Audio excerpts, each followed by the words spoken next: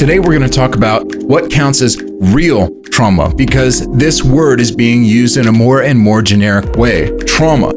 And many of those who face legitimate PTSD, post-traumatic stress disorder diagnosis, feel that this expansion of this term to refer to common pain sort of tramples on the sanctity of this term. So today we're going to talk about what real trauma is, how it relates to the concept of PTSD, and how we can utilize it in a culture in which this term has become very common and commonplace.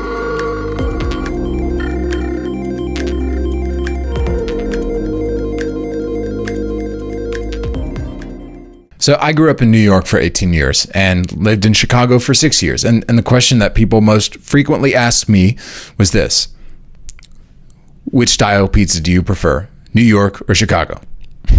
And my answer was always the same. They're not the same food, okay? Like in New York, it's all about the crust. Chicago, it's all about the cheese. And you might even disagree with me about that if you're from either of those places, right?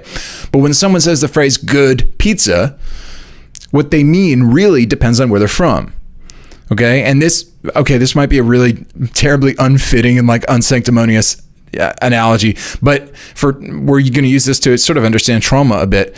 But the same principle basically applies. When you hear the word trauma, the first thing that comes to your mind may be very different from the first thing that comes to somebody else's mind. So some people associate the term trauma with like shell shock from the First World War, or sort of the PTSD symptoms that we see cultivated in order to account for the psychological symptoms of Vietnam veterans, right? Some people associate the term with childhood sexual abuse, right? And social workers will often use this term trauma to explain the psychological symptoms of children who've been raised in like a violent home or an emotionally abusive home. So who's right? Okay, which experience is really trauma and what's kind of just like a knockoff of trauma? I'll sort of give you a few experiences, right? Like, which of the following experiences is traumatic? An IED explodes under a caravan of enlisted soldiers. Several men die. Others survive with enduring chronic pain, having witnessed their brothers maimed and dying. Here's a second situation. A 9-year-old boy lays still in his bed while his father molests him. Here's another situation. A 14-year-old girl gets in a fight with her mother and says, "I hope you die." And her mother dies unexpectedly that night of an overdose. Here's a fourth situation. A woman is punched and kicked and called profane names several times per week by her husband, and she stays in the home out of fear for her children. This lasts for years. She finally leaves him.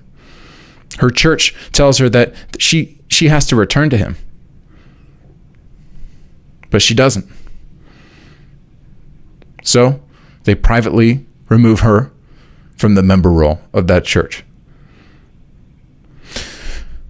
Which of these experiences is real trauma, and which of these is not? Which of these people are traumatized, and which is a derivative trauma? The answer is, of course, as we're all sort of listening to these situations, well, of course, those are all potentially traumatic, but we also kind of get the sense that they're very different categorically, that we need a system of classification to distinguish between exactly what it is each of these people has experienced and how each of those classifications can be properly termed trauma, right? So each of these situations obviously is potentially traumatic, depending on the symptoms that they produce, right? But what unifies these very different traumatic experiences is not so much the nature of the experience itself, but what happens to a survivor's mind in each of these experiences. That is the object to which we refer when we say the term trauma, okay? So basically here we're going to try to explain how all these experiences can be called by this same word, which is traumatic. And none of the categories that we're going to talk about necessarily correspond to the severity of the trauma, okay? There are variables which could soften the psychological effects of even the worst evils. And there are also experiences which many would consider common and perhaps even removed from the situation, which end up being traumatizing for unexpected people to an unanticipating degree. Certain unsevere things end up having really severe psychological consequences for people. So, for example, a soldier might handle severe injury from combat trauma extremely well, while a person may suffer, severe post-traumatic stress for years because of the unexpected death of a parent, or the reverse of that might occur. And we here simply sort of want to explore how such different experiences as, for example, child sexual abuse, intimate partner violence, grief, ambiguous loss, combat trauma, how all these can be called traumatic, right? And there are two factors which determine the nature of trauma first, okay? The first is proximity. That is how close you are to the traumatic event. Proximity. Okay, getting shot and seeing someone get shot are two different experiences, both potentially traumatic, but they are different in proximity. Okay, so proximity is the first factor which determines the nature of a trauma. The second is complexity.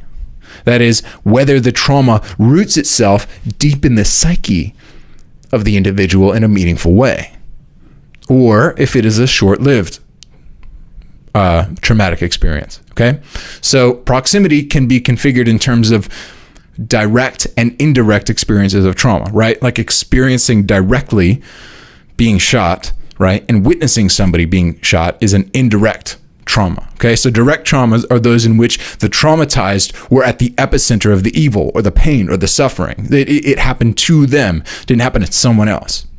Okay, indirect traumas are those in which the traumatized must witness someone else experiencing pain or suffering, often without being able to help. And we kind of think, well, is that really trauma then? Well, it's like, yeah, like you see it, if you see your friends being shot, or you see your mother being beaten, these are traumatic things. Okay, so sometimes people have a hard time wrapping their head around, well, what's indirect trauma? Isn't that sort of a less than trauma? Well, not really. We're not really at that place yet where we're going to talk about whether or not we should quantify trauma, which is a different question.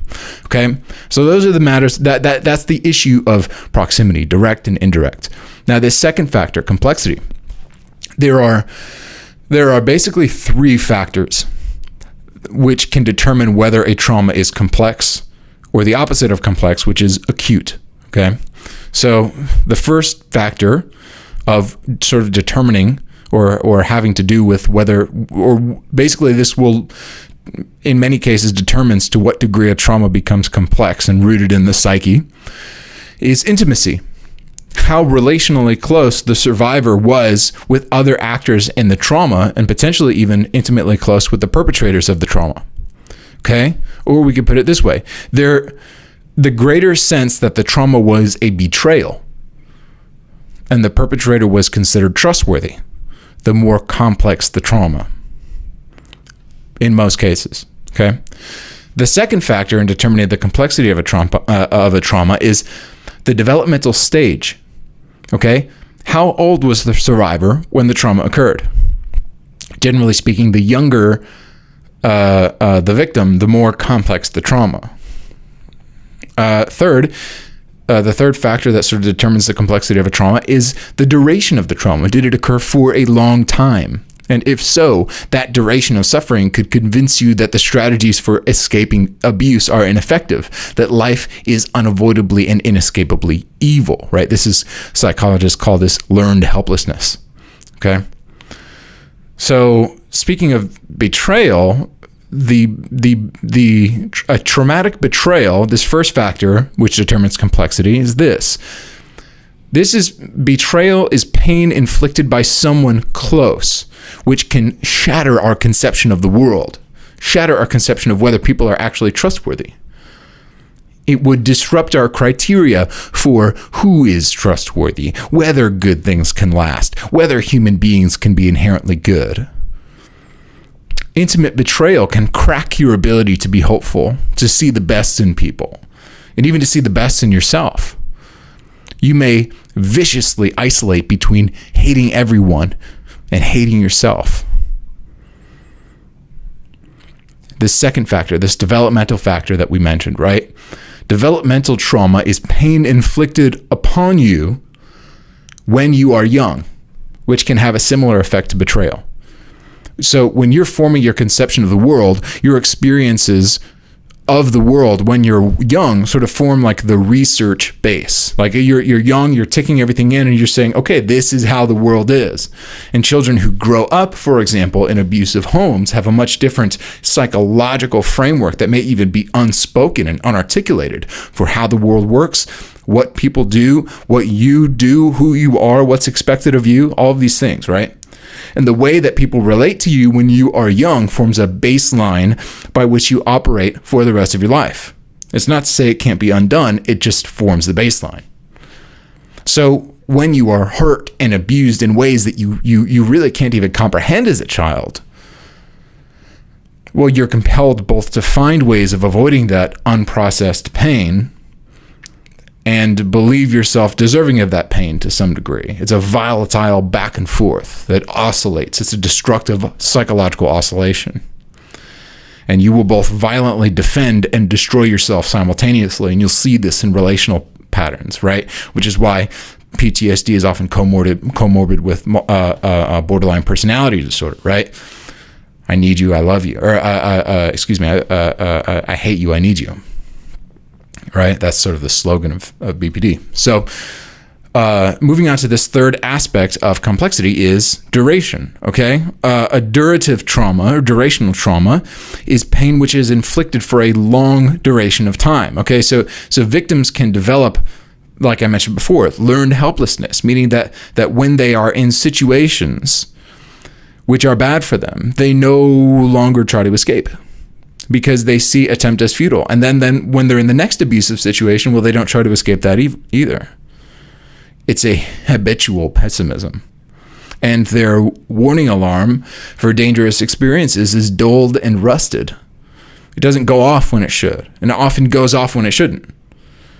Right? The typical example of this is like the child who was chronically abused by his father, who is romantically interested in women who treat him like dirt. Or the girl who was abused by her father, who only deals with guys who treat her like dirt, right? And is bored by good men. And the guy who's bored by good women, right? This is typical traumatic symptomatology in relationships. And then the opposite of complexity, right? So complexity was the duration, the development, and the betrayal, all of those elements coming together to determine the complexity. Then acuteness is really the degree to which a trauma is not complex, right? So acute traumas are traumas which are acute. They are often punctiliar in nature. That is, they often have a very short duration at a later developmental stage in life with someone who is not intimately related to them, right? So they often happen all at once, right? And these are sort of these acute traumas. And at the end, sort of leaving devastation in its wake. These are the odd moments that occur quickly, which change everything for somebody, right? So survivors often wonder, like, when could something like this happen again? I wasn't expecting it before, and it just came out of nowhere. And now what is going to happen again? And a typical symptomatology of acute trauma is like a panic attack, okay? So panic attacks and addictive compulsions are common after these sorts of experiences. So survivors, they use physical tactics, and they try to find an average of adrenaline and dopamine that averages out to something like normal. And this is, and what we've done here is sort of try to give a semantic taxonomy of the concept of trauma, to give a brief configuration of the unity of various traumas, right? How can we think of all these disparate events which are traumatic as the same thing, as trauma? And so with this taxonomy, we can see how these different events relate under the single category and are sort of derivative of one another. And it allows us to conclude that there really is no such thing as real trauma and fake trauma when it comes to traumas when it's configured in terms of proximity or complexity, right? So it's not like acute trauma, well, that's not as real. Well, indirect trauma, well, that's not as real.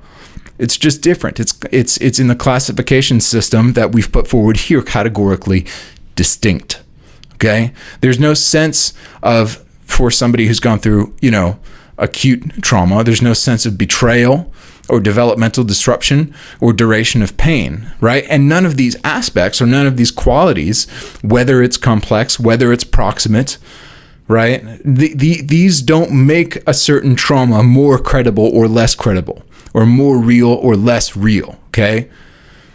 And we could even add a third dimension to this chart, to this conception where you've got the proximity, right? Where you've got direct and indirect, and then you've got complexity, where you've got more complex and more acute.